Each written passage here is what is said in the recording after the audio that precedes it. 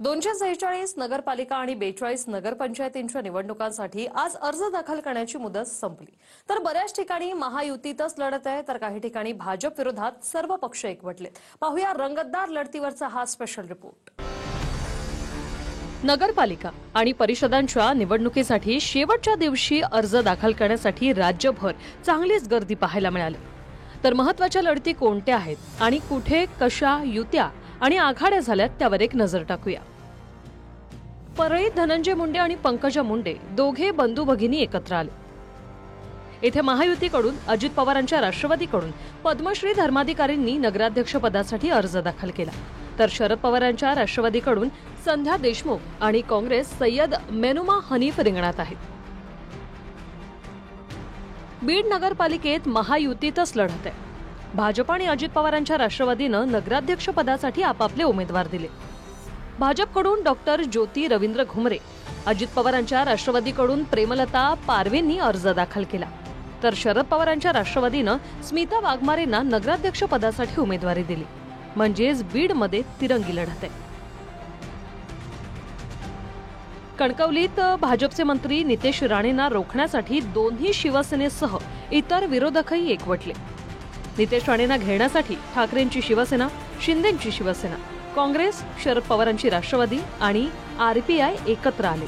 येथे नगराध्यक्ष पदासाठी ठाकरेंच्या शिवसेनेचे संदेश पारकर उमेदवार आहेत। नितेश राणेंचेच भाऊ आणि शिंदेंच्या शिवसेनेचे आमदार निलेश राणेंच्या उपस्थितीत त्यांनी अर्ज दाखल केला। ठाकरेंच्या शिवसेनेचे संदेश पारकरांच्या विरोधात भाजपकडून समीर नलावडे नगराध्यक्ष पदासाठी रिंगणात उतरले। या ठिकाणी कुठलाही पक्ष राजकीय पादत्राणे बाजूला ठेवून आम्ही सगळे एक शहर विकास आघाडी म्हणून एक सक्षम पर्याय हा त्या ठिकाणी सत्ताधाऱ्यांना दिलेला आहे आणि सत्ताधाऱ्यांच्या विरोधामध्ये जनतेचा त्या ठिकाणी कौल आहे। हा कौल आपल्याला त्या ठिकाणी 3 तारखेला त्या ठिकाणी दिसेल आणि म्हणून मी आपल्याला सांगतो की ही सगळी आघाडी करत असताना त्या ठिकाणी सगळ्या पक्षाच्या कार्यकर्त्यांना सामावून घेण्याचं काम सगळ्याच त्या ठिकाणी नेत्यांनी केलं आणि म्हणून या ठिकाणी संपूर्ण सगळी शहर विकास आघाडी या ठिकाणी शक्य झालेली आहे। कुठेतरी सत्ताधाऱ्यांना घेरण्यासाठी विरोधी पक्षाच्या मतांची विभागणी त्या ठिकाणी होता कामा नये। सगळे त्या ठिकाणी एकसंघपणे या निवडणुकीला सामोरं गेलं पाहिजे आणि म्हणून हा प्रयत्न आम्ही या ठिकाणी केलेला। पुण्यात चाकणमध्येही ठाकरेंची शिवसेना आणि शिंदेंची शिवसेना दोन्ही शिवसेना एकत्र आल्यात। चाकणमध्ये शिंदेंच्या शिवसेनेकडून मनीषा गोरेंनी उमेदवारी अर्ज दाखल केला असून ठाकरेंच्या शिवसेनेनं शिंदेंच्या उमेदवाराला पाठिंबा दिला। इथे दोन्ही शिवसेनेच्या युतीच्या उमेदवारांचा सामना अजित पवारांच्या राष्ट्रवादीच्या भाग्यश्री वाडेकर यांच्याशी आहे। शिंदेंच्या उमेदवाराचा अर्ज दाखल करताना ठाकरेंच्या शिवसेनेचे स्थानिक आमदार बाबाजी काळेंनीही हजेरी लावली। कोल्हापुरातल्या कागलमध्येही मोठा उलटफेर झाला। हसन मुश्रीफ आणि समरजित घाटगे दोघेही कट्टर प्रतिस्पर्धी एकत्र आले। कागलमध्ये दोन्ही राष्ट्रवादी एकत्र आले। हसन मुश्रीफांच्या गटाच्या उमेदवार संगीता मानेंनी नगराध्यक्ष पदासाठी अर्ज दाखल केला, तर शिंदेंच्या शिवसेनेकडून युगंधरा घाटगे उमेदवार आहेत। नागपूरच्या कामठीत भाजप विरुद्ध अजित पवारांची राष्ट्रवादी आमने सामने। भाजपकडून नगराध्यक्ष पदासाठी अजय अग्रवाल उमेदवार आहेत। बावनकुळेंच्या उपस्थितीत त्यांनी उमेदवारी अर्ज दाखल केला। अग्रवाल यांच्या विरोधात काँग्रेसमधून अजित पवारांच्या राष्ट्रवादीत आलेल्या शहाजहा अन्सारी निवडणूक लढवत आहेत।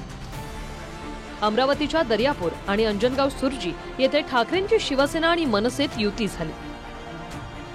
दर्यापूरमध्ये ठाकरेंच्या शिवसेनेकडून भावना भुतडा यांच्या विरोधात भाजपकडून नलिनी भारसकडे आणि काँग्रेसकडून मंदाबाई भारसांकडे अशी तिहेरी लढत आहे।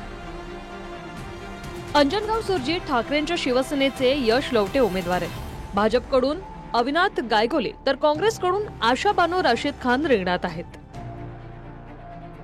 महाराष्ट्रात 246 नगरपालिका आणि 42 नगरपंचायतींच्या निवडणुकांसाठी 2 डिसेंबरला मतदान होणार आहे, तर 3 डिसेंबरला निकाल आहे।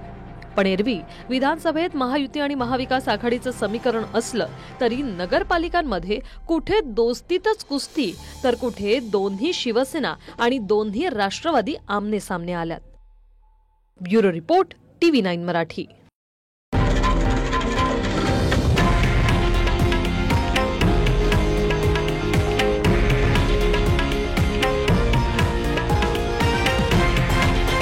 हे आहे देशातील नंबर 1 न्यूज नेटवर्क आणि आपण पाहत आहात TV9 मराठी, एकमेव।